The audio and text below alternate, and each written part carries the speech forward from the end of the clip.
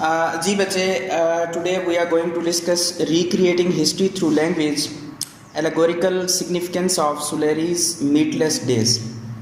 So first of all, we'll discuss about the introduction. Meatless days is a delicately shaped memory representing life in post-colonial Pakistan. Suleri interlinks the intensive historical facts of independence and her own personal and most cherished memories, depicting characters of Welsh mother, her Pakistani father, who was a leading political journalist, Suleri, her 5 siblings, and grandmother, Dadi. She gives an account of her own passage to America. बच्चे, कल हमने इसके बारे में discuss की थी, feminism के topic पे सारी चीज़ें हमने देखी कि वो उसके बाप के और उसकी माँ के जो आपस के ताल्लुकात हैं, और इस नावल में उसने फेमिनिज़म को जैसे रिप्रेजेंट किया है। तो आज भी जो वो उसका माउथ पीस बन रहा है इस टॉपिक का, वो किससे शुरू कर रही है? रिलेशन से ही शुरू कर रही है। हमें बताना चाह रही है कि कौन कौन से रिलेशन हैं। देखते हैं, एक उसकी माँ का, एक उसके बाप का, और फिर उसके साथ दादी, और 5 कितनी हैं? 5 सिबलिंग्स है। ठीक है, तो कहते हैं language shapes our thoughts. Obviously we are the student of literature, we are the student of language, we know that language shapes our thought. We speak the way we think and hence create knowledge in order to construct the reality. And that's the thing and that's the point कि हम reality को है अपने knowledge के through कैसे represent करते हैं। और बाज़ औक़ात आपने देखा होगा कि ज़बानदान जो होते हैं, या फिर जो इंग्लिश लिटरेचर के स्टूडेंट्स होते हैं, या टीचर्स होते हैं, या कोई भी स्पोक्स पर्सन होते हैं, तो उनकी जो लैंग्वेज होती है that's very much different from others. ठीक है, अगर एक बंदा लिटरेचर का आपको कोई स्टेटमेंट देगा, उसकी बात में और एक आम कॉमन पर्सन की लैंग्वेज में बड़ा फ़र्क होगा। ठीक है, तो that's also the part of you can say the writer, that how she is going to depict her style in her writing. So our topic is also about writing too. So तो कहता है actually this insight helps us in understanding the very essence of human beings. Individually perception creates reality. Individual, ये देखें line बड़ी प्यारी उसने लिखी है, individual perceptions create reality. अब देखें इंडिविजुअल भी है, और हम जो लोग हैं, हमारे मुआशरे में जो हम लोग रहते हैं, हम किसको फोकस करते हैं? सोसाइटी को, अपने सराउंडिंग्स को। बट ये हमें यहाँ पे क्या कह रहा है? हमें कह रहा है कि इंडिविजुअल परसेप्शंस क्रिएट रियलिटी। जो आपके ज़ाती परसेप्शंस होते हैं वो सच्चाई को बयान करते हैं या सच्चाई बनाते हैं। It involves the whole process of cognition. Suleri in meatless days used language to construct a world the way she perceives, categorize and give meaning to it. So इसमें भी वो यही बात कर रहा है कि सुलेरी ने जितनी भी बातें की हैं वो प्रिसाइज करती है, कैटेगराइज करती है, और चीज़ों को मीनिंग देने की कोशिश करती है।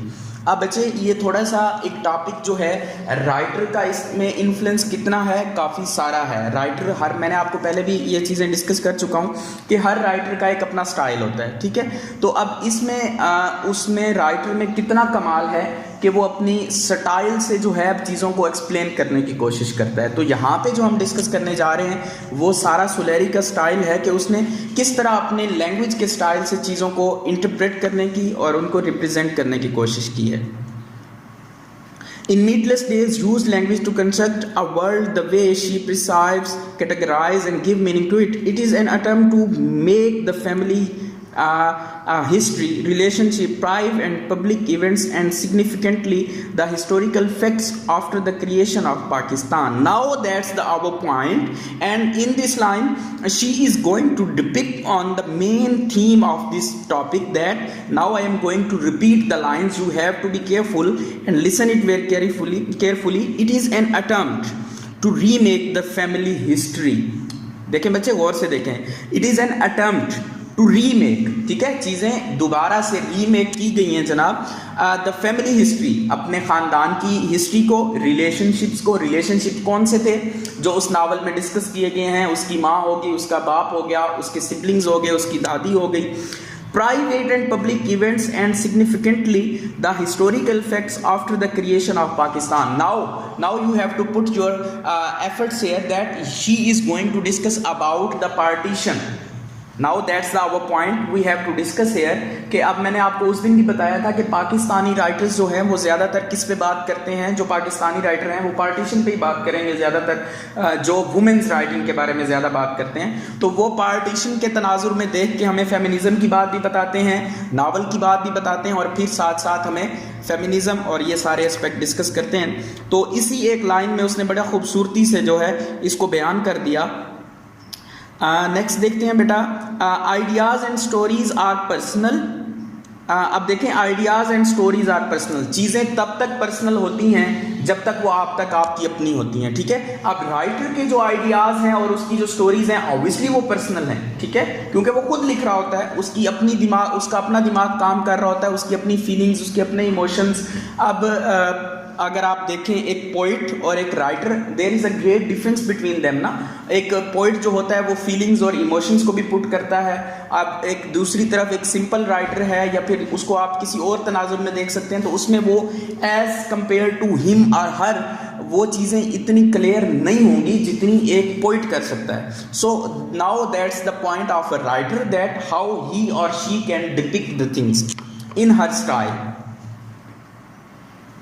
These exist in the heart and mind in the form of energy that science cannot fully explain. Now that's a very beautiful line that you have to read again. Now I am going to read it again.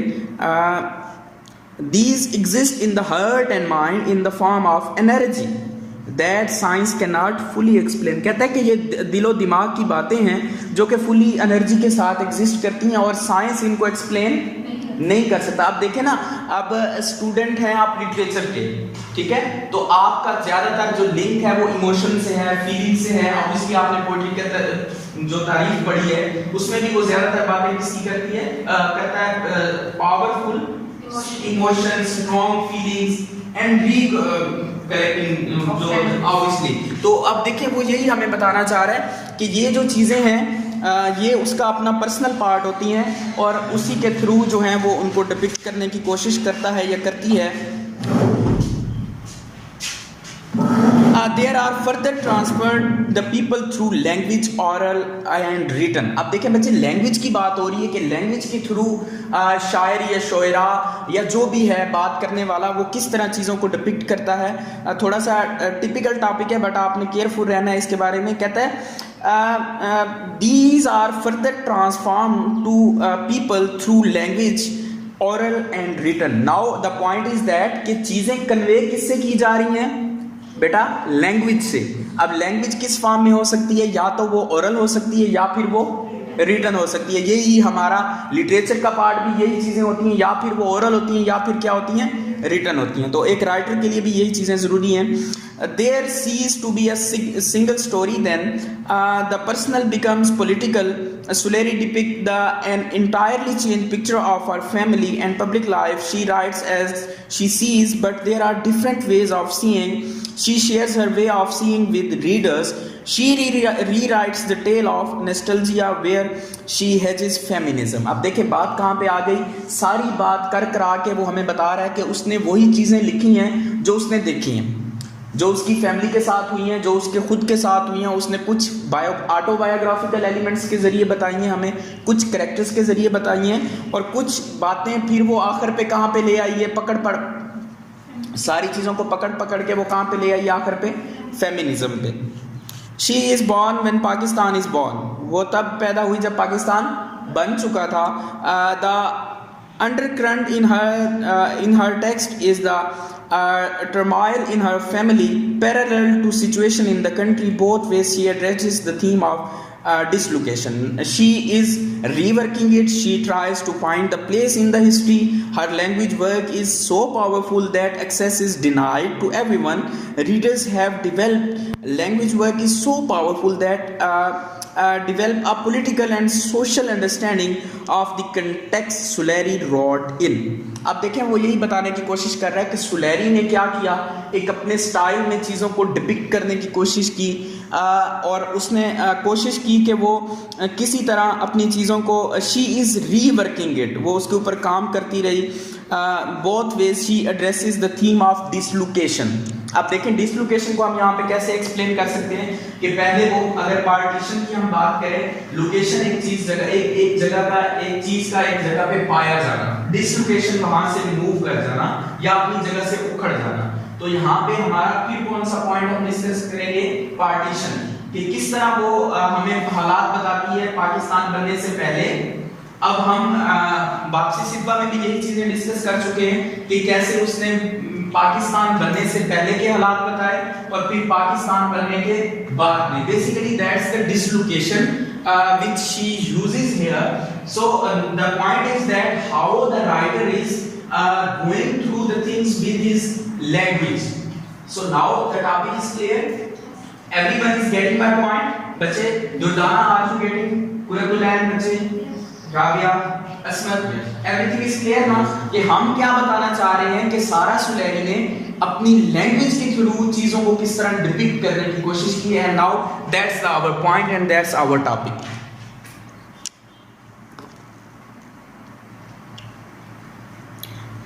Next देखते हैं, कहता है जी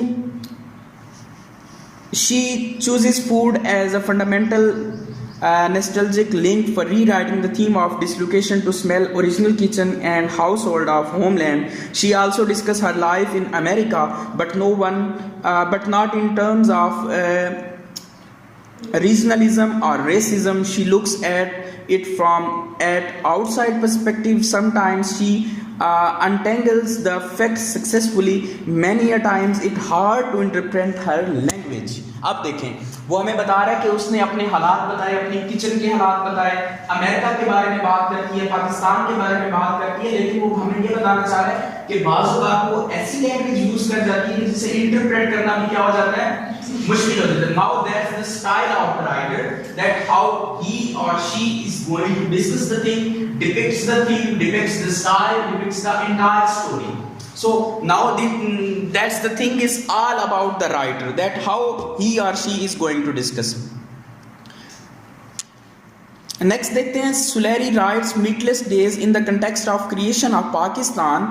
Turmoil and chaos is likely to run through the text. Her techniques of foregrounding and backgrounding history of Pakistan helps the reader to interpret the details she reveals by using language symbolically. ठीक है बच्चे, अब देखें वो क्या बता रहा है कि उसका जो उसने ज़्यादातर जो चीज़ें यूज़ की हैं, क्या चीज़ की हैं, सिंबलिज्म को ज़्यादा। अब आप ऑब्वियसली 6th सेमेस्टर में हैं तो आपको सिंबलिज्म का पता होगा, ठीक है।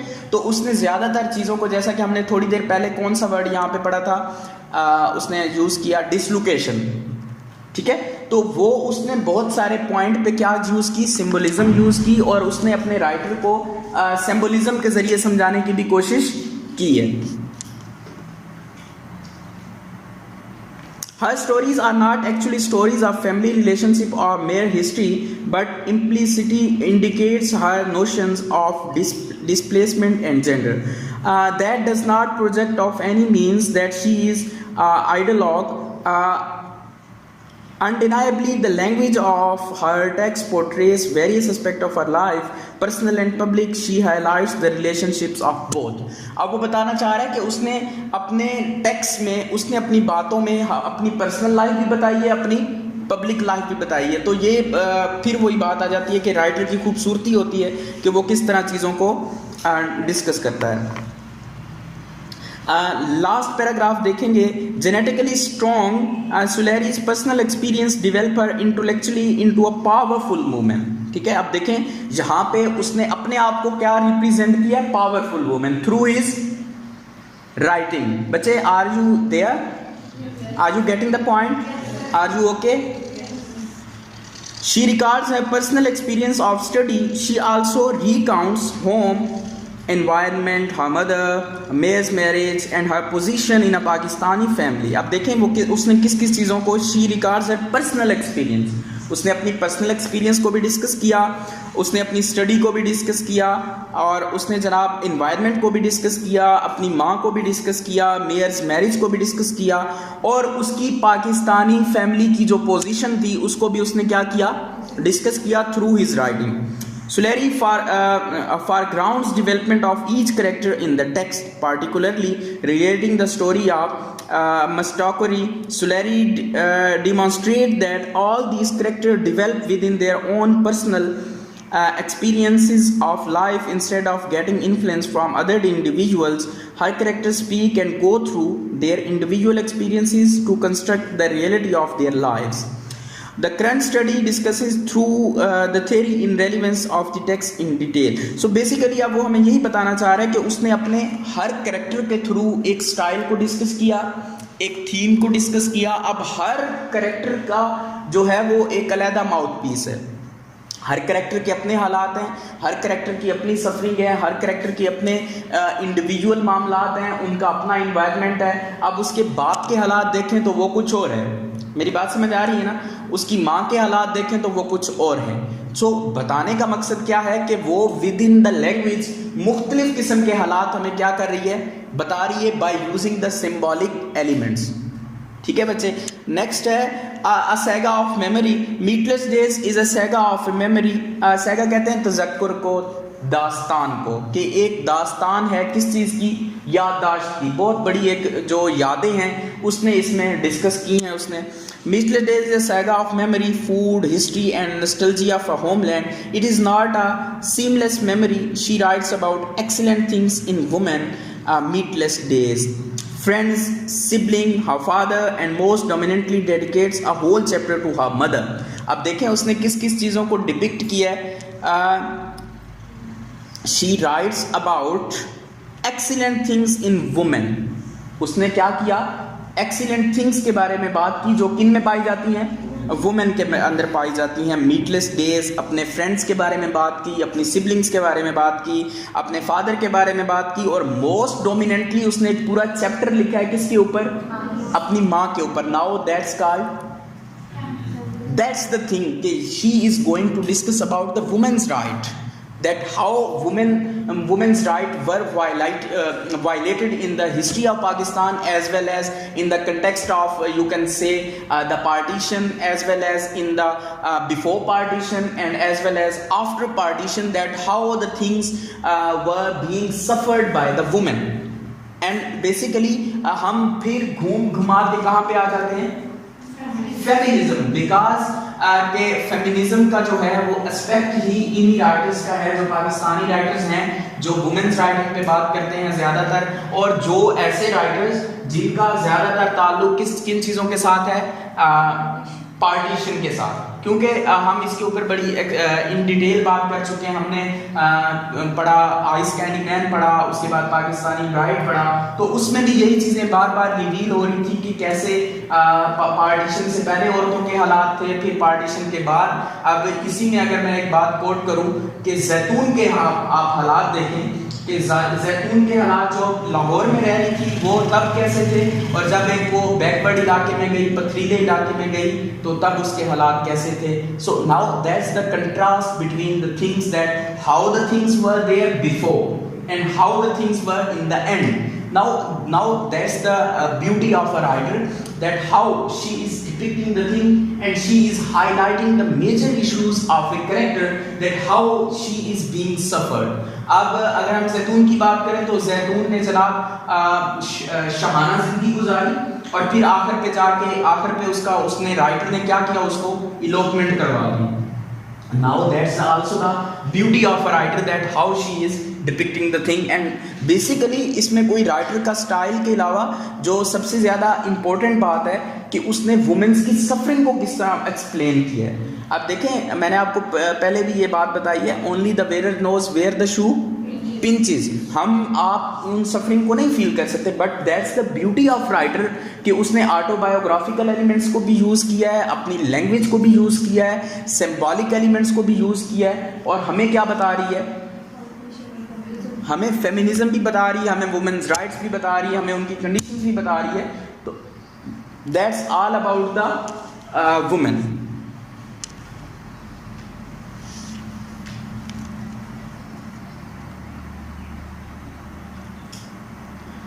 She sketches a wonderful world through letters. अब वो अपने लेटर्स के थ्रू जो है बहुत एक हसीन दुनिया बनाती है। She is the change she wishes to see in her world. वो खुद ब खुद ही एक चेंज है जो अपनी दुनिया में वो क्या करना चाहती है, देखना चाहती है। खुद ब खुद में ही वो बजाते खुद शी इज़ द चेंज। अब देखें उसने बड़ा खूबसूरती इसके साथ वर्ड्स के जरिए उसने एक्सप्लेन करने की कोशिश की है। Now the symbolism is here in the word of change. Through language she gives life to what she thinks. उसने लैंग्वेज के ज़रिए बताया कि वो क्या सोचती है और वो अपनी लाइफ में क्या करना चाहती है।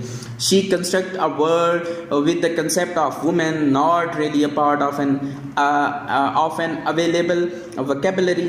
It reflects Suleri's thought and situation about women in Pakistan, as she observed very few women in conservative particle society dare to challenge its notions and transfer through thoughts the conveys, inviting everyone to interpret in a scrupulous way. To call Suleri the flag holder of feminism in Pakistan is far from being debatable.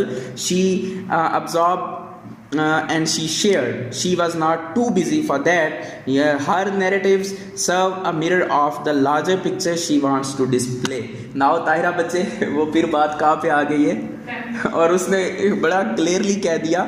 अब देखिएगा line, मुझे हंसी आ गई। कहता है to call Suleri the flag holder of feminism, कि आप सुलेरी को क्या कह सकते हैं, सुलेरी वो है जिसने फेमिनिज्म का क्या उठाया, झंडा उठाया। तो सारी बात फिर कहाँ पे आ गई, फेमिनिज्म। और फिर हमने क्या, हम जहाँ भी जाते हैं हमें घूम घुमा के राइटर कहाँ पे ले आता है, फेमिनिज्म। और थ्रू किसके लेके आता है हमें, वर्ड्स के जरिए, थ्रू लैंग्वेज। कि वो ही एक औरत थी जिसने अपने हालात में सारा कुछ बताया कि किस तरह उसने उन चीज़ों को हाईलाइट किया और किस तरह उसने एक वुमेन्स राइट का परचम उठा के वुमेन्स की फीलिंग और सफरिंग को उसने क्या किया, बयान किया।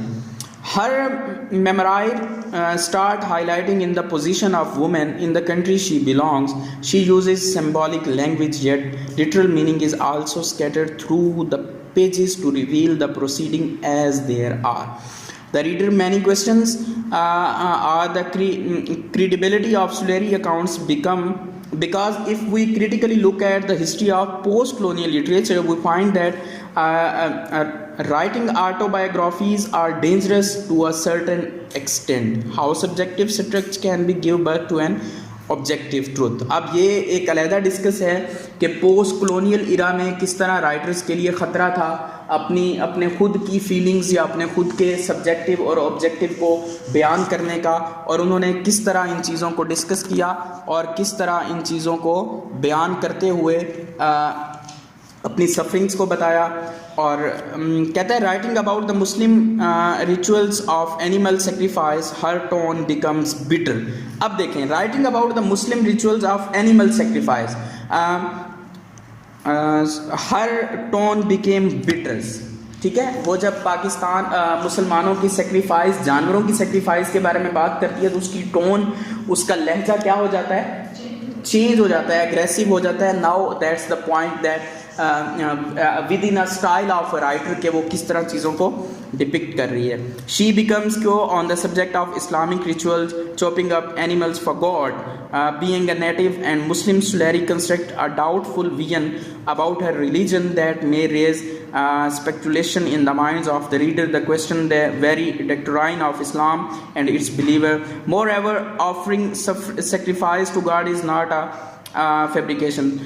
So now that's a critical point. I think so you all will get the thing that वो किस तरह एक इस्लामिक जो रस्मात है उनको उससे भाग रही है और अपने even being a Pakistani writer, as a being a Muslim writer, but वो समझ रही है कि ये जो जानवरों की कुर्बानी है, और वो नाउ दैट्स अनदर डिस्कशन। सो उसने अपने अब देखें हमें कैसे पता चला, हमें उसकी वर्ड से पता चला। अब देखें लास्ट में उसने कहा कि उसकी टोन क्या हो जाती है, बिटर हो जाती है, और आगे ही वो कह रहा है कि इवन बीइंग अ मुस्लिम उसको इन सारी चीज़ों से, स्पेशली एनिमल सेक्रीफाइस से क्या है, रिचुअल से क्या है, उसको मसला होता है। So now that's also the suffering of a writer.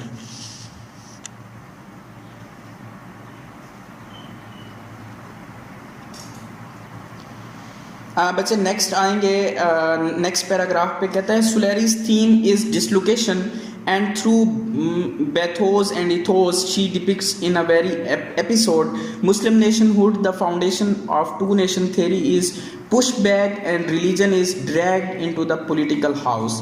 Meatless Days is a remarking history. Suleris draws situational analogy from the kitchen where Dadi's desires for tea at midnight entails the burning accident. आप देखें बच्चे, देखिएगा कहता है कि सुलेरिस theme is, हम इनको theme में भी डिस्कस करेंगे बट अब यहाँ पे भी आ गया तो देखते हैं. कहता है Suleri's theme is dislocation through bathos and ethos. उसका डिसलोकेशन का जो थीम है बैथ्स एंड इथोस के जरिए, और लेकिन जो लास्ट पे उसने लाइन लिखी है उसको जरा गौर से देखिएगा. Suleri's draw situational analogy from the kitchen where Dadi's desire for tea at midnight entails the burning accident. अब देखें, अब दादी का जो रात के वक्त चाय मांगना है वो उसके लिए एक बर्निंग इंसिडेंट बनता है. अब हम जब इसकी टेक्स्ट देखेंगे तो उसको मजीद देखेंगे कि वो ऐसा कौन सा इंसिडेंट है जिसके जरिए वो हमें बताना चाहती है कि कौन सा ऐसा वाकया रूनुमा हुआ कि जिसकी वजह से उसने इसको बर्निंग एक्सीडेंट लिखा है. अब देखें वही बात सारी क्या आ जाती है लफ्जों की. बच्चे, as a being a student of a literature, as a being a student of language, that's our duty, that how we feel the words, how we convey the words, and how we mean the words. That's a very critical thing, that as a being a student, ever you thought that you are a student of literature? Ever you thought that you are a student of English literature and as well as language? Literature. Yes, please. Literature. Literature. Yes, literature. Literature. Only literature. Okay. Both. G. Both. G. Literature. Literature. Literature. Good. Both. Literature. Asma. Sir, we have no choice. Yeah, please. Sir, we have no choice. We have no choice. Okay. Literature. Now, but the point is that without language, how the literature exists? Now that's the common sense that even being sitting in the class of 6th semester, we don't know that we are the student of literature or language. So now that's a critical point and a very key fundamental point of a writer, that how he or she is going to depict the things as he or she sees. So हमारे यहाँ देखें, अगर आप feminism की बात करते हैं तो फेमिनिज्म में भी बहुत सारी चीज़ों में जो है कंटेक्सुअल फेमिनिज्म भी होती है. वर्ड्स में भी फेमिनिज्म है, स्टाइल में भी फेमिनिज्म है. अब हम क्या करते हैं, हम यूज़ करते हैं जनाब ज़्यादातर मर्द के लिए ज़्यादा लफ्ज़ यूज़ कर रहे होते हैं, ठीक है, ओवरऑल. तो औरत के वहाँ पे कहाँ गए हो. अब आपने देखा होगा मैं जब भी बात कर रहा हूँ राइटर की, मैं साथ कह रहा हूँ ही और शी. सो नाउ हम इवन कि हम इतने कातिल हैं कि हम औरतों के हकूक के कि हम उनको वर्ड्स में भी हकूक देना क्या समझते हैं, समझते हैं या नहीं समझते.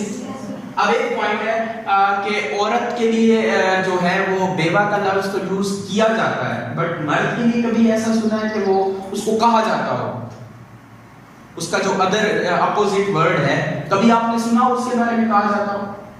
हमारी सोसाइटी में ज्यादातर यही होता है ना कि हम अगर कोई औरत बेवा हो जाती है तो हम उसको बेवा के नाम से ही उसको जाना जाता है. I am right. But on the other hand एक मर्द जो है उसको कभी आपने सुना हो कि उसको जो उसका मुतबादिल वर्ड है उसके जरिए उसको पुकारा जा रहा हो. So that's the thing, that even being a student of literature, being a teacher of literature, we have never thought that how the language implement in the literature. ठीक है? But now keep in your mind that you are also the student of language too, because without language, literature is nothing. If the literature is there, now the language is also there. You got my point? So now keep in your mind that you are also the student of literature and as well as the student of language. In any aspect, in any era, in any domain, you are the student of literature and as well as the student of language. You got my point?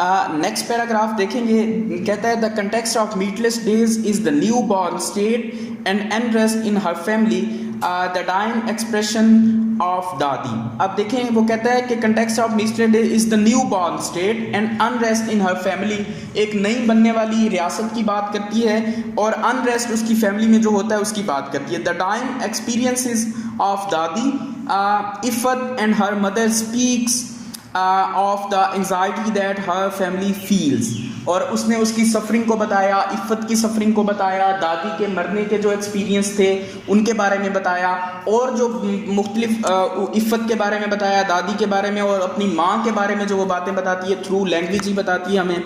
She calls the condition in Pakistan synonymous with grief. History never lends us comfort. We cannot get rid of our past because history records it.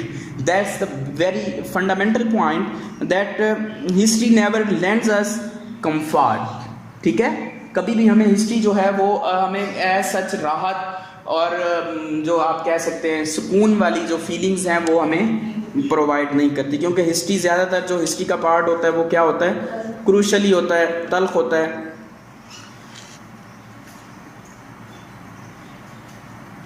She calls the condition in Pakistan, history never, we cannot get rid of our past because history records. कहता है कि हम अपने माजी से छुटकारा नहीं पा सकते, क्योंकि जो हमारी तारीख होती है वो उन बातों को क्या कर लेती है, रिकॉर्ड कर लेती है। Episode of Iffat's death shows the interaction of person with political. Words of Shahid are further reassured by into a more comfort loss.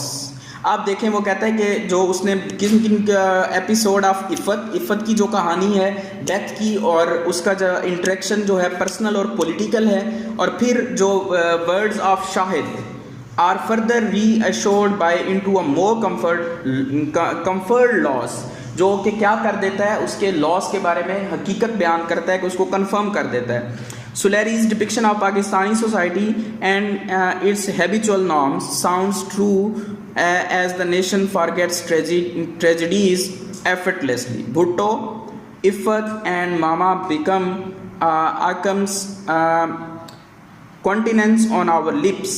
अब देखें वो कहता है कि ये जो करेक्टर्स थे वो हमारे लिप्स के ऊपर क्या कर रहे हैं, बार बार आ रहे हैं, गर्दिश कर रहे हैं। Writers have a future respective, Suleri's world is today's of Pakistan where nothing is changed. कहता है Suleri's world is today's Pakistan, जहाँ पे कुछ भी बदला नहीं है, उसके मुताबिक सब कुछ वैसा ही है। Thanks to the history that keeps the score alive. कहते हैं कि ये तो हमारी हिस्ट्री का जो है वो शुक्रिया है जिसने हमारे स्कोर को जिंदा रखा हुआ है। Tragedy after tragedy occurred and diminishes from our memory.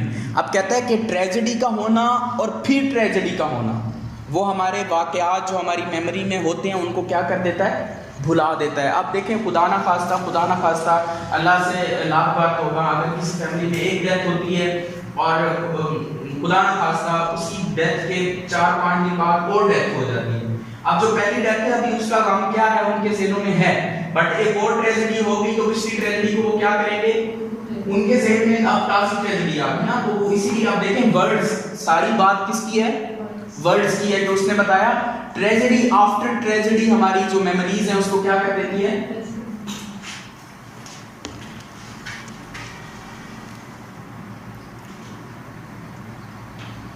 we have to keep stories alive. Like Leslie Silko, Sulari's follows a non-linear structure to narrate her stories.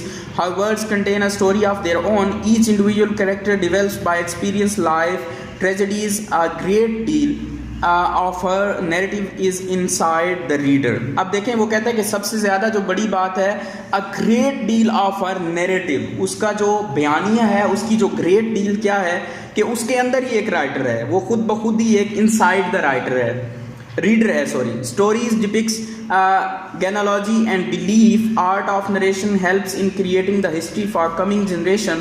Sulari's life is marked by independence, the trying times 1947, 1961 and 1971, both personal and public. अब देखें वो फिर बात आ गई कि partition के जो वाक़यात हैं उसके अपने भी हैं और पब्लिक के भी हैं, ठीक है, पर्सनल भी हैं और पब्लिक भी हैं। She is rewriting the past and therefore it gets complicated sometimes. Her sister Ifat and her mother die in an accident, shattering her life. Images of flesh and meat prevails upon text. The goal, Dadi's burnt body, Ifat and Mama's death signify the need and the yearning for the physical presence that is lost. अब देखें वो कहता है कि कौन कौन से वाक़यात उसको बताते हैं कि जो फिज़िकल अपीयरेंस है वो क्या हो जाती है, ख़त्म हो जाती है। ऑब्वियसली आफ्टर द डेथ हम इन बीइंग अ मुस्लिम हमारे यहाँ मुर्दे को क्या किया जाता है, दफना दिया जाता है। हिंदू में क्या कर दिया जाता है, जला दिया जाता है। और भी बाकी जो कौमें हैं या जो भी मज़हब हैं उनका एक अपना तरीका है। बट क्या हो जाती है आफ्टर द डेथ, प्रेजेंस जो होती है बॉडी की वो क्या हो जाती है, ख़त्म हो जाती है। आफ्टर ऑन द एंड वो भी हमें यही बताना चाहती है कि ट्रेजेडी तो हो जाती है, उसकी डेथ भी हो जाती है, दादी की, उसकी माँ की। ऑब्वियसली राइटर ने कैरेक्टर्स को किसी न किसी ठिकाने तो लगाना होता है, तो उसने जब उनको ठिकाने लगाया तो अब वो देखें हमें बेसिकली सिंबॉलिकली क्या बता रही है कि विद द प्रेजेंस और विदाउट प्रेजेंस चीज़ें क्या हो जाती हैं। विद द प्रेजेंस अवेलेबल होती हैं ना चीज़ें, अब चीज़ का मौजूद होना उसकी एग्जिस्टेंस को जाहिर कर रहा है, ठीक है, और चीज़ का चले जाना उसका क्या जाहिर कर रहा है, उसका वजूद ख़त्म हो गया। Thank you.